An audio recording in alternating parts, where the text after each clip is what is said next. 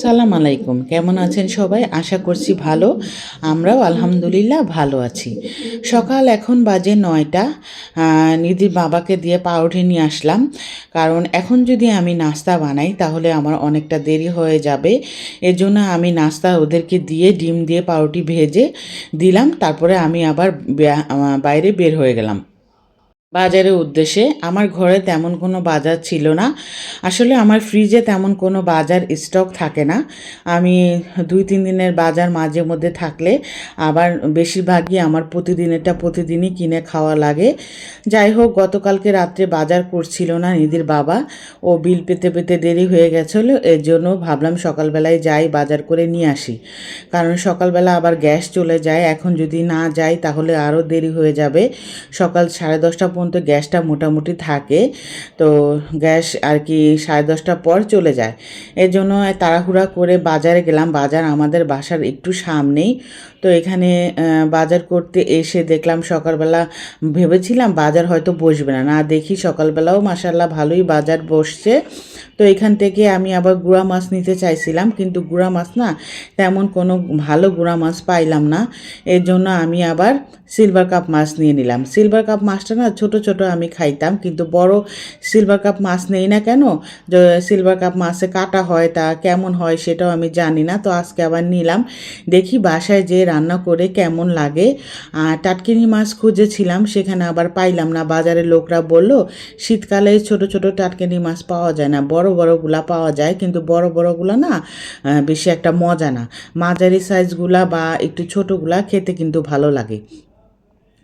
তো মাছের দোকানে আবার ঘুরে ঘুরে দেখতেছিলাম যে কি কি মাছ বসছে। এখানে আবার চিংড়ি ভাগা, চাপিলা ভাগা বসছে। চাপিলা ভাগা মাছটা আমি নিতে চাইছিলাম, কিন্তু এটা আবার কুটলে যদি আবার ভিতরে নরম থাকে, এই জন্য সাহস করে আর নিলাম না।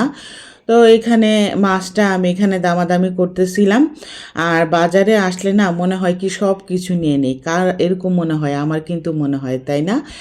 আর সব কিছু তো নেওয়া সম্ভব না, কিন্তু দেখতে খুব ভালো লাগে।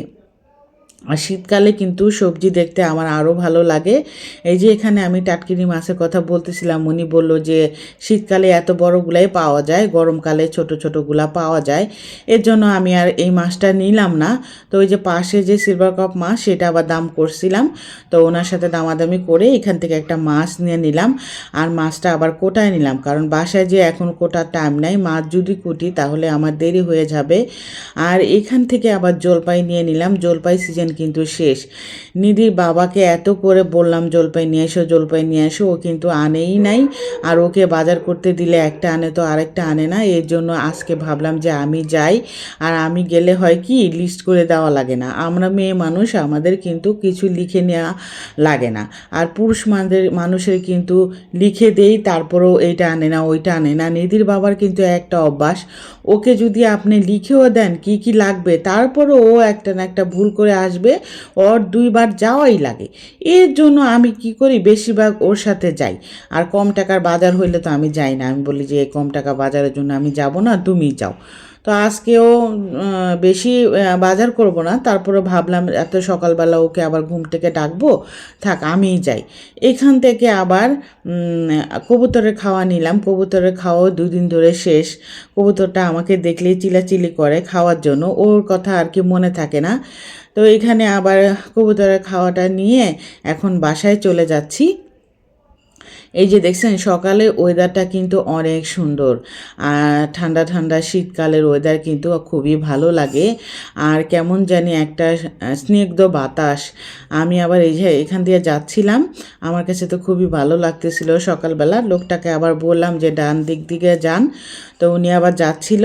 তো এখন মনে মনে ভাবতেছিলাম বাজার তো নিলাম, এখন বাসায় যে একটা যুদ্ধ করতে হবে, তাড়াহুড়া করে রান্না করতে হবে। এই যে বাজার আনলাম, কি কি আনলাম সেটা আপনাদের সাথে শেয়ার করি।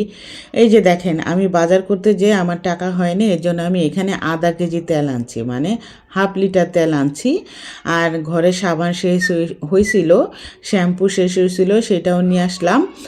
আর আলু ছিল না ঘরে, 2 কেজি আলু আনলাম। আর এখানে জলপাইটা নিয়ে আসলাম, 1 কেজি জলপাই। ওই যে জলপাইটা পাইছি, এখন কিন্তু সিজন শেষ, এর জন্য বড় বড় জলপাই আর পাইলাম না। আর এই একটা দোকানেই পাইছি, তাই ভাবলাম নিয়ে যাই।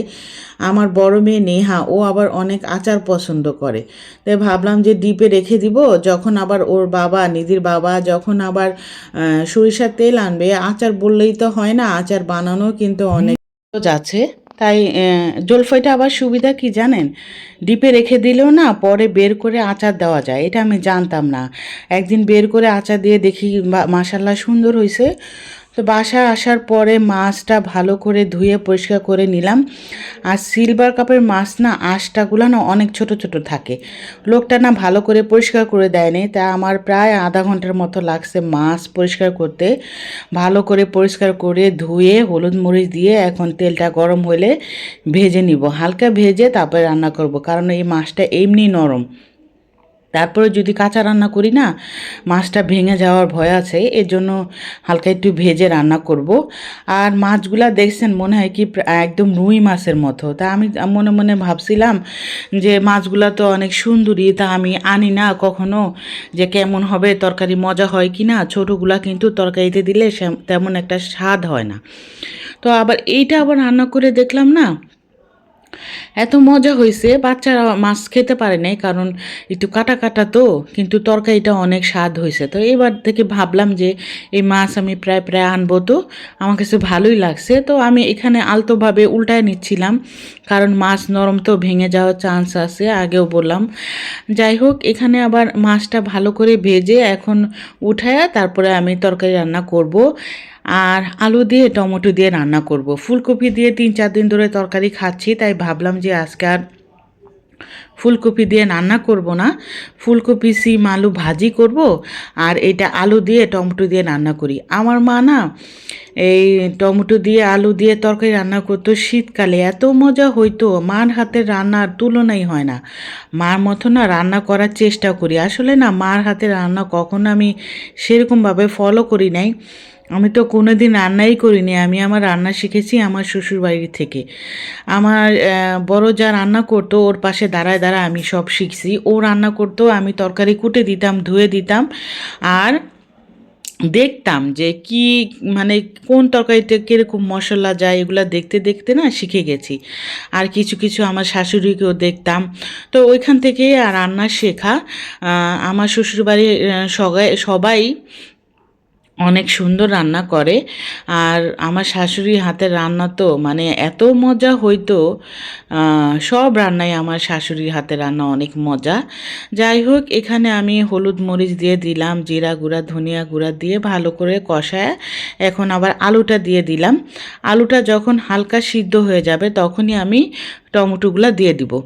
আর এই শীতকালে টকটক টমেটোগুলো খুবই ভালো লাগে। আর সবসময় যে টমেটোগুলো পাওয়া যায় না, সেগুলো না কেমন মিষ্টি মিষ্টি, এর জন্য না শীতকালে টমেটোগুলাই আমার কাছে খুবই ভালো লাগে।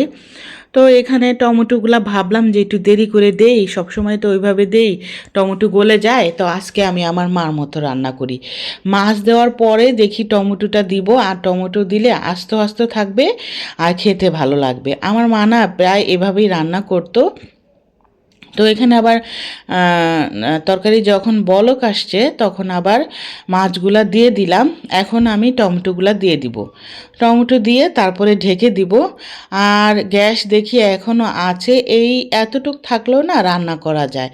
আর দুপুরে রান্নাটা হয়ে গেলে মনে হয় কি মাথা থেকে প্যারা নেমে যায়। আর এই বাসায় আসার পর মনে হয় একটা যুদ্ধ করি, রান্না তো করি না, একটা যুদ্ধ করি।